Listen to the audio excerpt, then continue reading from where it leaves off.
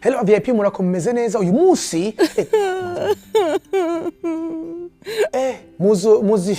muzi byo byari cyo ayo ngayo namarira yo kwicuza amara y'umuntu ufite regrets nyinshi cyane. So uyu munsi turaza kuganira niyo mpamvu nashaka abantu bose baza kuri iyi video bazagira regret mu buzima bwabo cyangwa se bazicuza. Turaza kuganira ku bwenge cyangwa se amabanga cyangwa se amasomo wamenya uri mu myaka 20. So iyi video ni abantu bose uri mu myaka 20 batarakuze imyaka 30 cyangwa se petit frère wawe, grand frère, umwana wawe ubarukiri video cyangwa se nawe ufite imyaka myinshi waregeje imyaka 20 ari ugabo ushaka kumenya imwe na bimwe ngo utazarira nk'uwo muntu urebe iyi video ndaza kubabwira ibintu byinshi.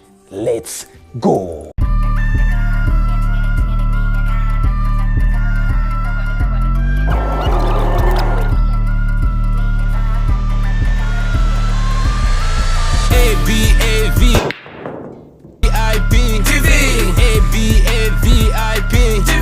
Turn your dreams to reality. Think different, leave a legacy. Yes you can, yes you can, yes you can, yes you can. If you see you can have it in your pocket.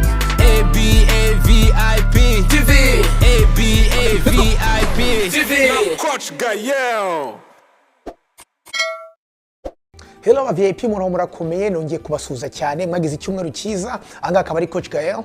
Buri munsi nkuko tuganira ibintu byo kwiteza imbere business ndetse na entrepreneurship.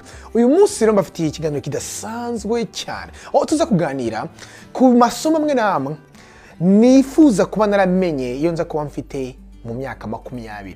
Ibintu bimwe nimwe nize nkiri mu myaka 20 ndetse nifuza ko uyu munsi video abantu bose bari mu myaka 20 kuva kuri 20 kugeza kuri 30 bagomba kumenya. Ibi ni ibintu ugomba kumenya utarakwiza imyaka 30. Sura ngo niba urareba iyi video ukafite imyaka 30 na ukafite imyaka 40 ukafite imyaka 50 56 iyi video yohereze murumuna wawe, umwana wawe, umuntu wese wabuzi utarakwiza imyaka 30. Ubu n'ubwenge tugomba kumenya tutarakwiza imyaka 30. Abantu abajene turi kumwe mwese muri mu myaka 20 kamaze mbaye chance hama ntangire mbabwire kubera yuko imyaka 20 umuntu wese ababwira ni imyaka ya mbere ikomeye wubakaho foundation y'ubuzima bwawe no gushaka kuba successful mu buryo bwose cyangwa muri business ya muri career yawe cyangwa se ikintu cyose wabasha gukora. Imyaka 20 mu myaka 20 niho ugomba gukora foundation y'ibyo ushaka kugeraho. Imyaka 20 wayishe nabi ubuzima bwawe burakomeye cyane kongera kubufata umaze kugera hejuru. Sinumva ngo abantu mugiye kumva video muri myaka 20 ni sawa ariko ni muri myaka 30 40 50 ntari rarenga ibintu byinshi tuze kuvuga uyu munsi nawe wasubira mu kabikora vuba. So let's go. Ni isomo rya mbere. Isomo rya mbere ni ukuvuga ngo mu myaka 20 niho ugomba kugira vision ugasettinga a goal hanyuma ugafata ama risk. Iki ni ikintu gikomeye kubera yuko nta yindi myaka gufata risk bizoroha nk'imyaka 20 kubera ko risk yose wafata uri mufite imyaka 20 nubwo watangira ikintu kigapfa ufite imyaka myinshi kongera ugasubiramo kugeza ubaye successful. Bivuga ngo mu myaka 20 niho ahantu ugomba kugira risk your friend.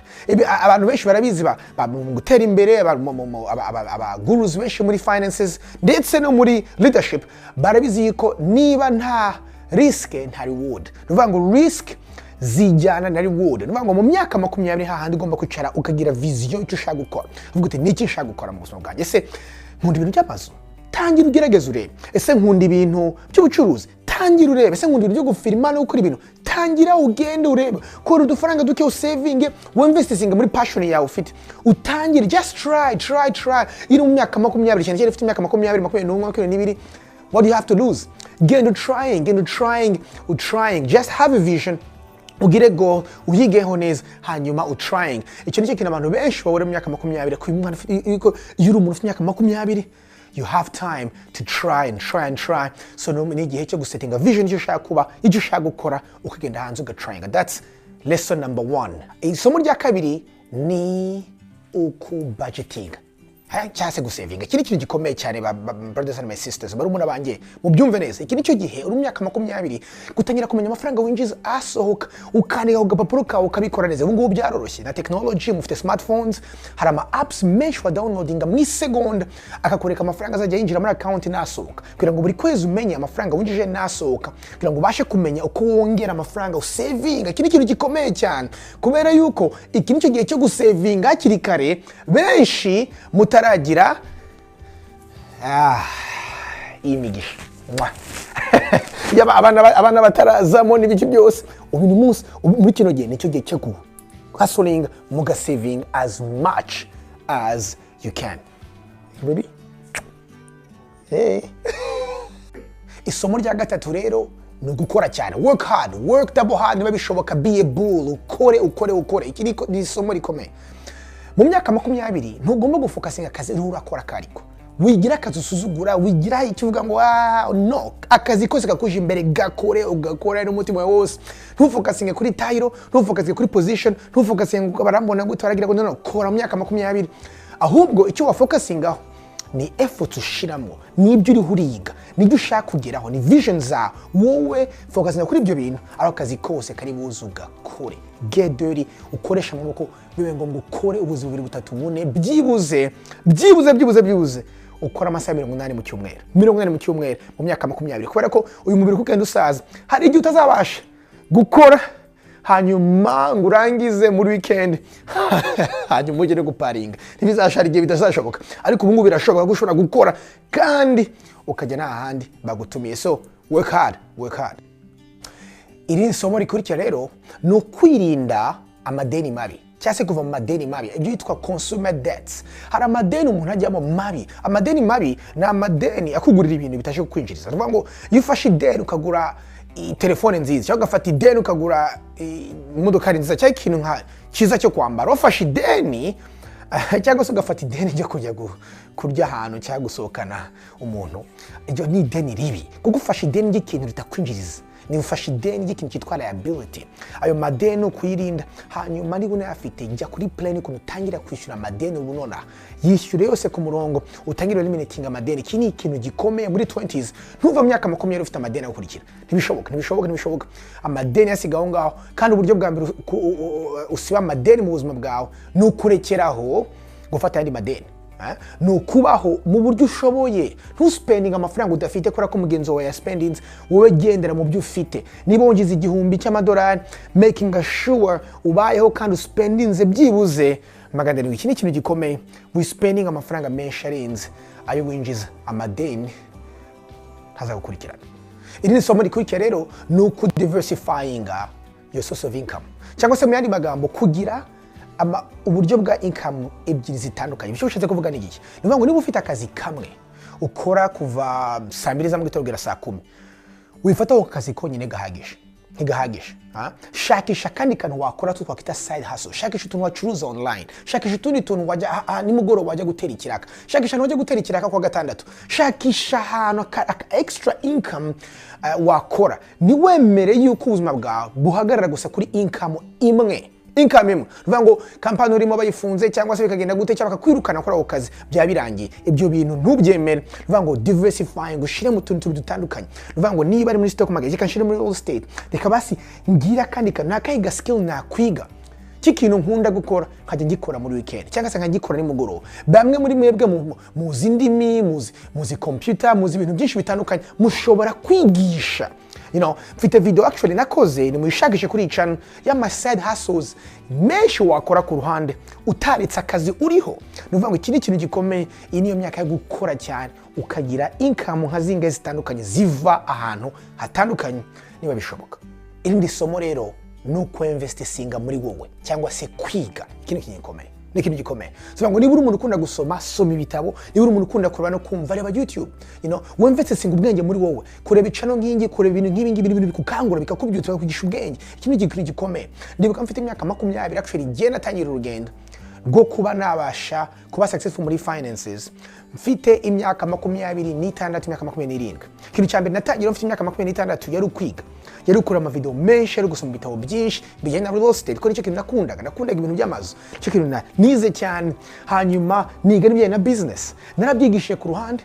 Hanyuma icyiza cyabyo nuko abantu benshi bajya bibaza ati se ndiga ibya real estate, ndiga ibi ngibi kana amafaranga ndagira? No, byige mbere yo kugira amafaranga, byige mbere yo ufite yo kugira umutahe.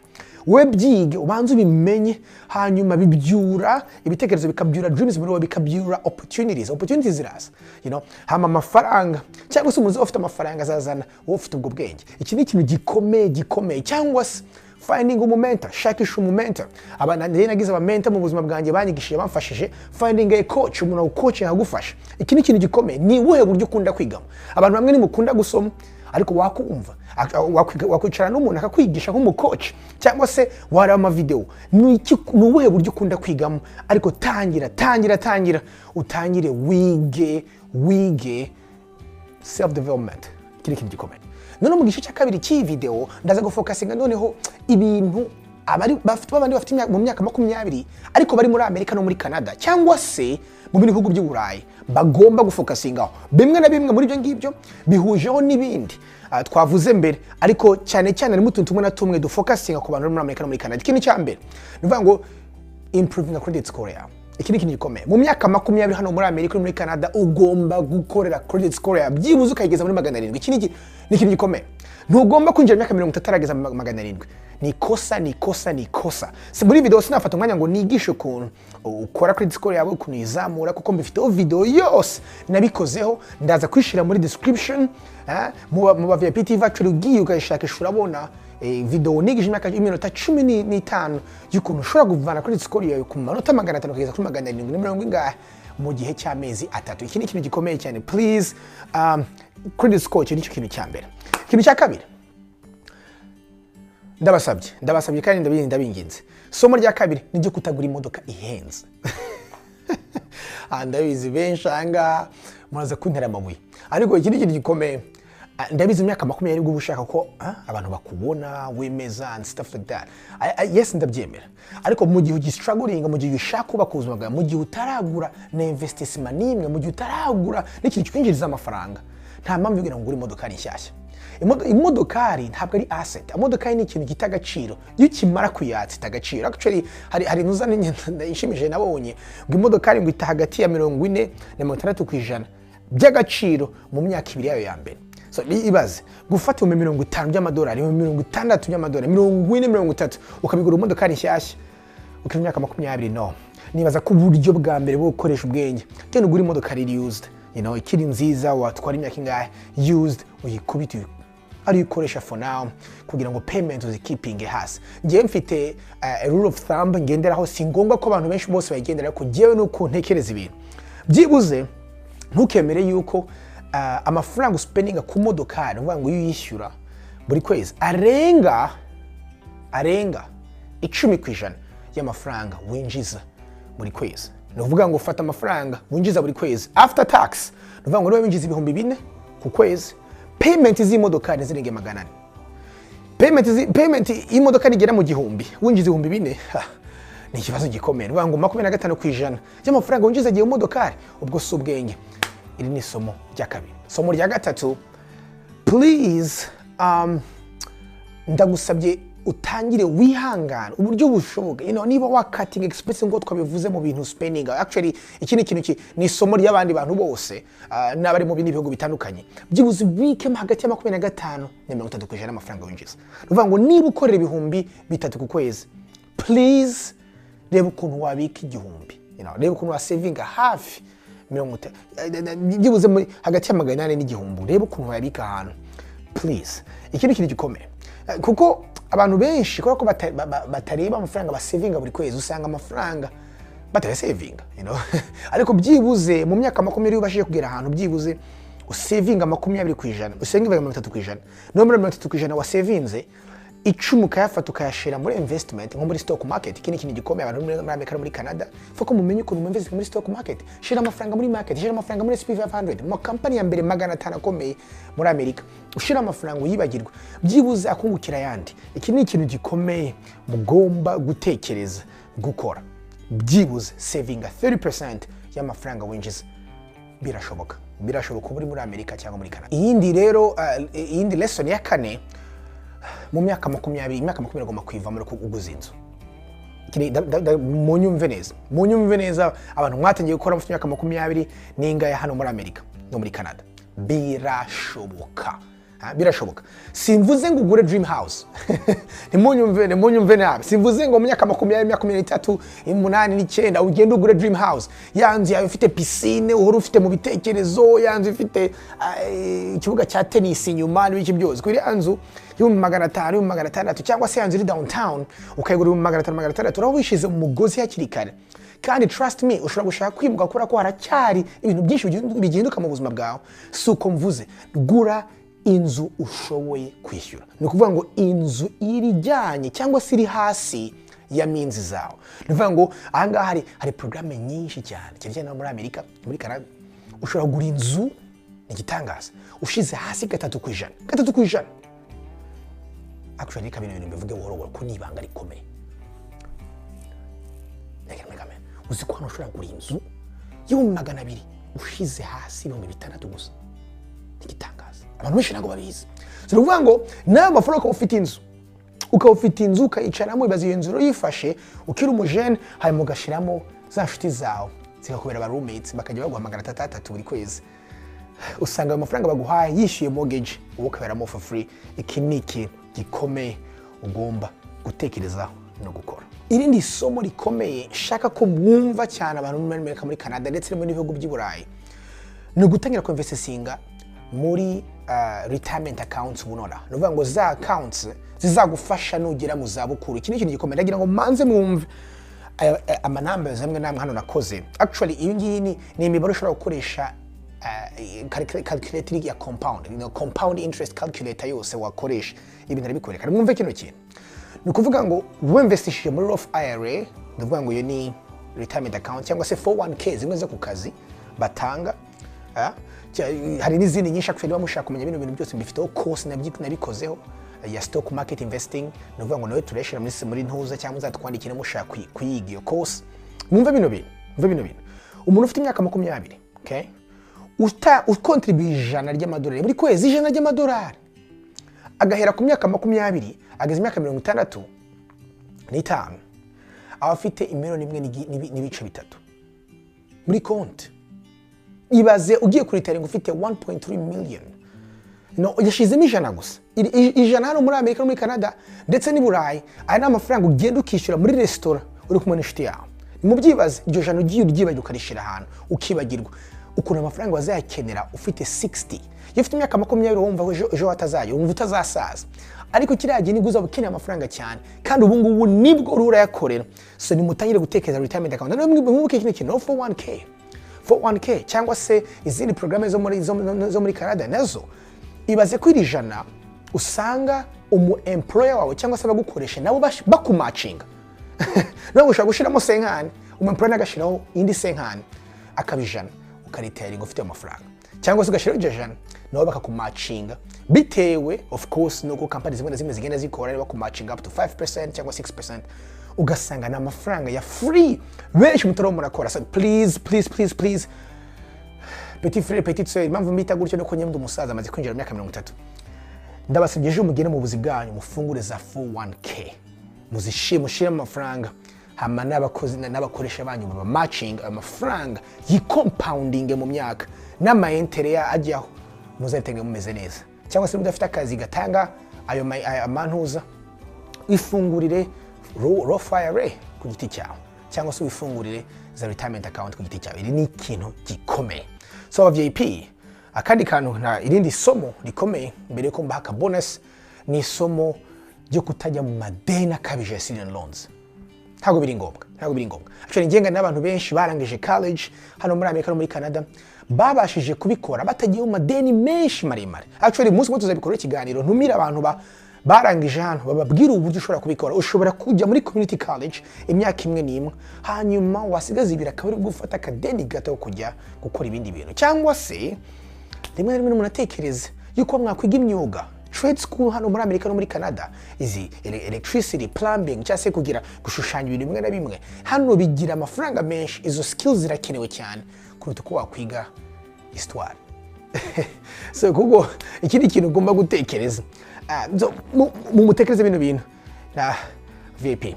Hanyuma rero murabizi ko ngomba kubarangiza n'akabonus ko nababwiye mu myaka 20 nibwo ugomba kwita kuri appearance yawe. Iki kintu gikomeye. So ngo mu myaka 20 iyo utangiye akazi kawe bwa mbere birakonta cyane. Ko niba ugiye kubona abantu cyane mwe muri mu mahanga ndetse ayi bonus ni abantu bose no muri Afrika. Ni byiza yuko uri bugiye mu kazi kambara agashati keza n'ipantaro nziza ugatebeza ugasa neza. Ukisiga kade uduruga humura bien. Ibi nabyo bituma ugira ka style kuko we abantu benshi bakubonye abantu bose gene urugero bangira akamaro mu buzima bwanjye bari bakunze first of all ukunuza numara kuba successful uzakora ibyo ushaka numara kuba successful uzambara ibyo ushaka nushaka gusohoka hanze wambaye swime ariko ubu ngubu bands wite kuri appearance yawe ko appearance matters cyane ukiri mutoye ku bantu baro barakubona. Ikindi kintu gikomeye ba VIP. So God bless. Nuvuga ngo ngiye kubasigira video nko nababwiye. Ndabasigira video y'ukuntu azamura credit score ku bantu muri Amerika no muri Canada. Hanyuma mbasigira indi video y'ukuntu ushobora kubika ugasavinga amafaranga over time mu buryo bwa compound interest uyinvestingamo ndetse gahangaha muzirebe no mutarazirebye. VIP ndabakunda naho gutaha ni Coach Gael. Mwamuna kuri website yanjye www.gaelkarumba.com muka booking tukavugana tugakorana. Out.